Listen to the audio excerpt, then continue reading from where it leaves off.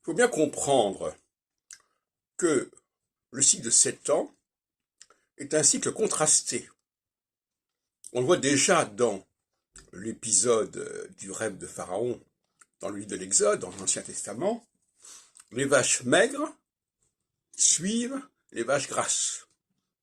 Et chacune correspond, d'après l'interprétation de Joseph, l'hébreu, dans le livre de l'Exode, l'hébreu en fin de compte, passons, et on voit bien qu'il y a un contraste entre les 7 années, les 7 premières années et les 7 années suivantes. Et ce n'est qu'au bout de 14 ans que on revient au point de départ. Donc il ne faut surtout pas penser qu'au bout de 7 ans, les choses reviennent comme 7 ans avant. Elles reviennent comme 15 ans, ou 14 ans si on préfère, avant.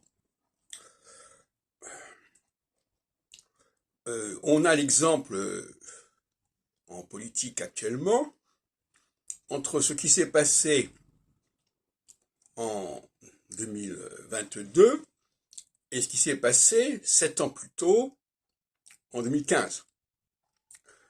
Les choses ne sont pas passées du tout de la même manière. En 2015, l'invasion de la Crimée, etc., n'a pas rencontré les mêmes résistances qu'en 2022. Et c'est normal. Croire que les choses se passeraient comme la fois précédente est une erreur majeure sur le plan cyclique. Si on n'attend que 7 ans, il faut s'attendre à ce que les choses ne se passent pas du tout comme la fois précédente.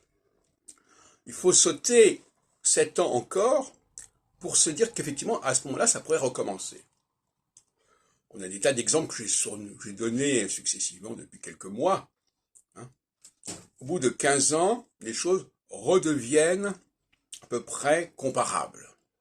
Au bout de 7 ans, en revanche, les choses sont contrastées, sont différentes et vont à l'opposé.